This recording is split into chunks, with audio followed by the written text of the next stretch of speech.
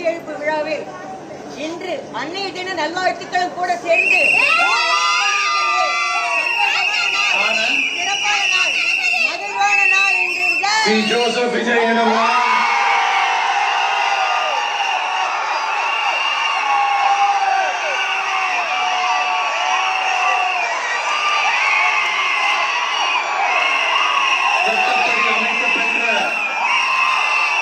இந்திய அரசியல் அமைப்பின்பால் உண்மையான நம்பிக்கையும் மாறாப்பற்றும் கொண்டிருப்போம் என்றும் இந்திய நாட்டின் ஒப்பில்லாத முழு முதல் ஆட்சியையும் ஒருமையையும் நிலை நிறுத்துவேன் என்றும் தமிழ்நாட்டு அரசின் முதலமைச்சராக